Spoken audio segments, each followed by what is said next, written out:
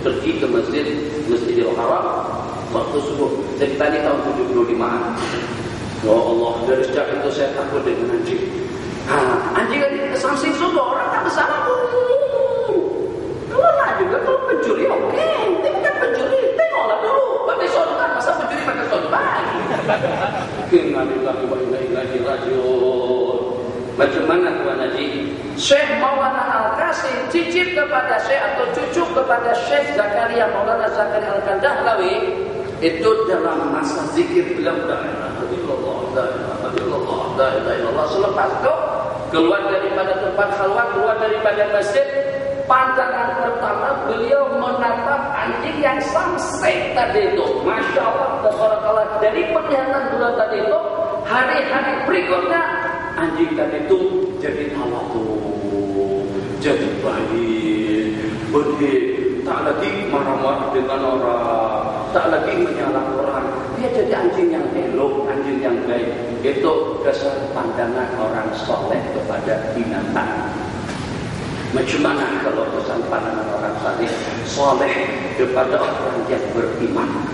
Jadi cerita tadi pada muka surat 12, ayo kita berangkat. Maka dengan rombongan Imam Abi Yazid Al-Bastami tadi pun berangkat. Nak berjumpa dengan salah seorang yang mengisyaratkan dirinya sebagai wali.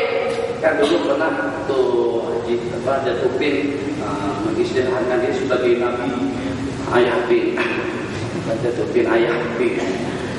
Jadi kalau memang betul-betul beliau wali, eloklah dengan kita datang ke sana. Apalagi kalau sebagai seorang Nabi dan Rasul misalnya, itu kita kena tengok. Tapi kalau sudah tidak ada Nabi dan Rasul selain Nabi kita Muhammad SAW, itu berarti penipuan. Yang tengok itu boleh terkesan dan tertutup, bukan tertutup itu tidak ada, tapi justru kejahatan-kejahatan yang dia miliki. Setelah sampai ke sana, ternyata yang diisytiharkan sebagai wali tadi itu mengeluarkan perang atau itu, betul? Terus langsung dibuat sembarangan saja. Kata beliau, dah kita patah dalil saja. Macam mana kita boleh percaya dengan pengakuannya sebagai wali, sedangkan dia masih belum boleh untuk menjaga adab-adab syariat. Mana ada orang muslim, seorang muslim yang cinta baginda Nabi. Tadi saya baca terjemah Sayyidina Mu'adz ibn Jabal, sepanjang hidupnya sampai mati tak pernah menyentuh kemaluan dengan tangan karena beliau sebagaimana juga diriwayatkan daripada Sayyidina Utsman. Apalagi kalau sampai beludak ke sebelah kanan, apalagi kalau sampai beludak ke tembok masjid, kata beliau itu tidak layak mengaku diri sebagai salah seorang wali Allah, sebab karena dia tidak menjaga adab-adab syariat dalam mengeluarkan kahar atau berbudak. Muka surat berikutnya halaman atau muka surat 16. Bismillahirrahmanirrahim. Aba Yazid ibn Taifur al-Bustami, laqad hamamtu an as'alallah, aku berencana dan memohon dan meminta kepada Allah agar dengan aku tidak diperlukan lagi memakan makanan, dan juga agar dengan aku tidak ada rasa kecondongan kepada wanita. Sumakultu kaifa yajuzu li an as'alallah, dan aku bertanya macam mana aku boleh melakukan satu perkara, memohon satu perkara yang tidak pernah dimohon oleh baginda Nabi, walam yas'alhu Rasulullah sallallahu alaihi wasallam. Ceritanya macam mana? Kata beliau, anak ini pernah berpikir dalam hati dan pernah bercadang nak meminta dan memohon kepada Allah agar Allah cabut nafsu saya kepada makanan dan nafsu saya kepada perempuan. Memohon keripik, roti canai, kemudian dengan donat, chapati, tengah hari nasi biryani, nasi kandar, malam-malam kemudian dengan pisang goreng atau juga dengan tempe. Besok macam itu lagi, seminggu sebulan nasi chapati, Rabu nasi kandar, nasi biryani, nasi bukhari, nasi dagang, nasi belau, macam-macam. Tak jenuh, kan? Sampai di hari itu kita makan saja. Jadi seperti teringin untuk memohon dan minta kepada Ya Allah, hilangkanlah nafsu selera makan, hilangkanlah selera makan daripada diriku, dan hilangkanlah nafsuku kepada perempuan. Tapi punya pikir dua benda itu Nabi kita tidak pernah memintanya. Ini yang membuktikan bahwasanya mereka senantiasa dan selalu berpegang teguh dengan ajaran agama dan panduan sunnah Nabi Sallallahu Alaihi Wasallam.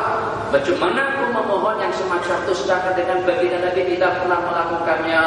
Maka kata beliau, yang walaupun aku tidak bermohon agar Allah hilangkan nafsuku dan keinginanku kepada perempuan, tapi Allah bagikan perkara tadi itu kepadaku, sehingga kalau pada aku berjalan, pada saat aku berselisih dengan seorang perempuan yang seksi, cantik dan jelita, itu tidak ada perbedaannya dengan aku pada saat aku berselisihan dengan satu buah tiang atau katakanlah dengan tiang elektrik, selisihan dengan perempuan seperti berselisihan dengan kelapa sawit. Ya, belum meminta lagi Allah bagikan keinginan tadi itu. Sebab kalau seandainya minta berarti menyalahi hukum. Jadi daripada 3 rangkaian cerita yang kita ceritakan daripada kita tadi itu, ini dapat kita buktikan misi tasawuf terhadap beramal dengan syariat Allah Al-Quran dan hadis itu satu perkara yang tidak boleh kita nafikan. Baik dengan kitab Hidayatul Hidayah, Nasaih Ad-Diniyah, Ar-Risalah Al-Qushairiyah, Ihya Ulumuddin, Risalatul Mustarsyidin, Tanbihul Ghafilin, Syairus Salihin, dan juga dengan kitab-kitab tasawuf lainnya. Itu adalah intisari daripada Al-Quran dan hadis, intisari daripada syariat, bukan hanya setakat untuk memberikan hati dan perasaan, justru untuk memperter dan juga untuk mengamankan dan memperisai amal ibadah kita daripada sifat-sifat yang tercela, daripada ujub, riya, sum'ah, takabur, dan perkara-perkara yang merusaknya. Sebelum kita akhiri, saya ingin mengingatkan kembali dengan perumpamaan. Kita ini saya diminta untuk mengulas kembali di ATM. Betul, ATM. Betul, pada beberapa minggu yang lalu. Jadi saya katakan mereka beli tasawuf, kumpulan muak-muak tadi itu. Imam Ghazali dikatakan sesat, Imam Abu Hasan Syadzili dikatakan sesat, Syekh Ahmad Badawi dikatakan sesat, Imam Abdul As-Sayusi dikatakan sesat. Begitu juga dengan ulama-ulama tasawuf lainnya. Tapi dalam waktu yang sama, hikmat-hikmat dan cerita-cerita daripada ulama tasawuf itu senantiasa diceritakan sama mereka. Kalau tanah jangan cerita tentang tasawuf. Kata tanah sesat, tak betul, tapi tetap juga memakan, tapi juga tetap juga memilikinya. Dan yang boleh. Jadi saya pun juga apa kata saya Muhammad mengarang kitab ini. Bagaimana dengan mereka jadi seperti itu, memperti tasawuf, tapi justru dengan perkataan dan ulasan daripada ulama-ulama tasawuf itu yang menyelubungi atau yang menghiasi percakapan khutbah dan kuliah mereka.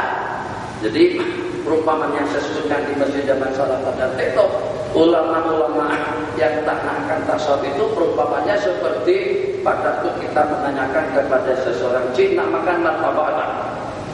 Ini di sediawan awang senia sedia bangsa ini ada tuku Tuan Haji, ada kedai Tuan Haji, itu martabaknya spesial betul, sedap, tak ada dikira, sedap, itu khas. Itu dengan Tuan Haji di kedai Tuan Haji misalnya saja. Oh tak boleh makan martabak haram. Sebab Rasulullah tak pernah makan martabak ketika dengan para sahabat juga tidak pernah memakannya. Aku amat kan macam itu. Tanya saja baca Yasin cuma haram. Sebab Rasulullah tak pernah melakukan dan juga dengan para sahabat tidak pernah melakukannya. Iyalah. Memang, tapi yang ramai di kalangan para sahabat menghatamkan Al-Quran dalam satu malam. Hanya saja menghatamkan Al-Quran itu Yasin tak dibaca sama mereka. Mereka khatam Quran, tapi Yasin tak termasuk. Ya Allah, macam mana boleh khatam Al-Quran kalau sampai tidak baca surah Yasin? Maknanya bukan setakat tak baca, bukannya setakat baca Yasin pada malam Jumat saja, mas dapat malam, tiap malam dengan mereka membaca surah Yasin di sepanjang malam hari mereka. Jangan martabak haram. Jangan haram. Kenapa? Sebab Rasul tak pernah makan martabak.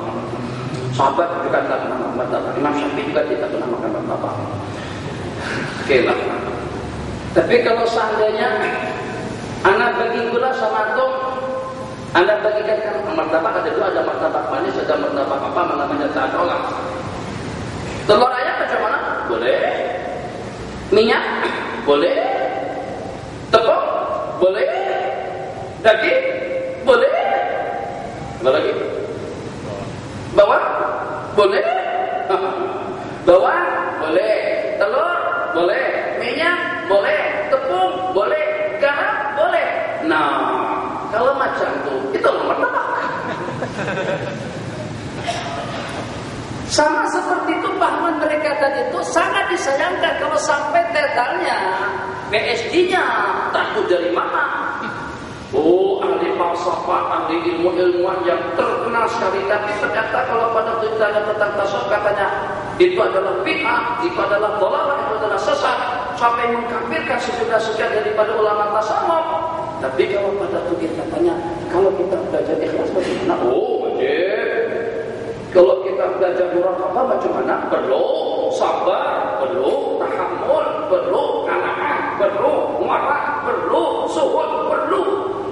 Pada saat ilmu tadi itu dirangkai satu persatunya dikatakan perlu. Tapi kalau pada itu dikumpulkan sehingga menjadi satu disiplin ilmu yang disebut dengan ilmu tasawuf, kata mereka pokoknya beda. Asy'ariyah. Allahu Akbar. Menurut Ibnu Hajar di dalam kitab Fathul Bari dan juga ulasan yang telah diulas oleh Al-Imam Jalaluddin Asy'uti, ini adalah satu fatwa yang pernah difatwakan oleh Al-Imam Nawawi di dalam kitab Syarah Muslim. Fatwa Imam Nawawi, fatwa Imam Ibnu Hajar Al-Asqalani, ulasan daripada As-Suyuti, ulasan daripada pengarang kitab Irsyadus Sari oleh Imam Al-Qusṭulani, ulasan daripada Imam Zahabi, ulasan daripada Imam Ibnu Katsir. Itu kesemuanya ulasan daripada ulama-ulama Asy'ariyah. Nama-nama yang saya sebutkan tadi itu semuanya ulama-ulama yang akidah mereka Asy'ariyah. Tapi dalam waktu yang sama dikatakan kumpulan ulama Asy'ariyah itu sesat. Kalian katakan sesat, tapi kenapa kalian menyebut perkataan salah seorang daripada mereka? Kenapa beli kitab Fathul Bari? Kenapa baca kitab Syarah Muslim? Kenapa baca kira kitab Tuhfatul Fikr? Atau juga dengan kitab-kitab Supama Tadribur Rawi Imam As-Suyuti? Kalau menurut keyakinan mereka itu daripada kumpulan ulama yang sesat, itulah peliknya dengan mereka. Mengatakan mereka tadi itu adalah sesat daripada ajaran agama, tapi dalam waktu yang sama kitab-kitab mereka pelajari tak ada rasa malu kepada mukalah. Kalau pada itu Asy'ariyah dikatakan sesat yang berjasa kepada kita, yang membawa ilmu tafsir, ilmu tasawuf, ilmu fikih, ilmu hadis, ilmu ma'ani dan juga semua disiplin ilmu itu kebanyakan daripada mereka. Ya imam akidahnya Asy'ariyah atau Al-Maturidiyah itulah yang dikafirkan, yang dikatakan sesat oleh wak-wak Salafi dan Wahabi yang ada di negara kita dan yang ada di seluruh dunia. Hada wa billahi taufiq. Ada masa 10 menit. Akhir maka silakan pengajian kita. Bacakan. Tentang soalan bismillahirrahmanirrahim. Kedua. Pakai mic yang disebut.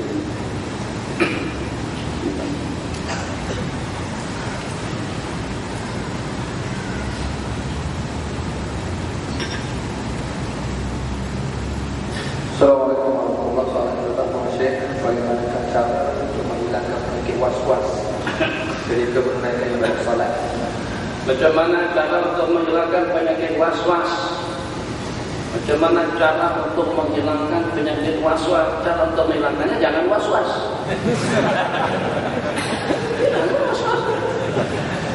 Betul tadi hilangkan, takkan hilang.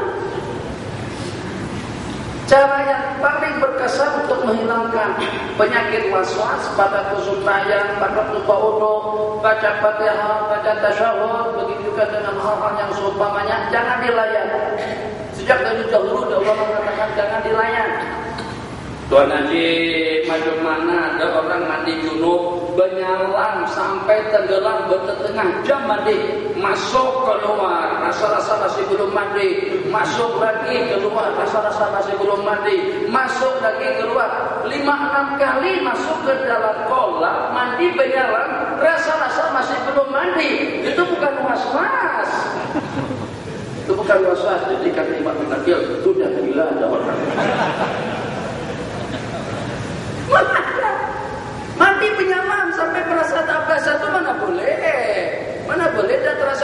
badan terasa sejuk.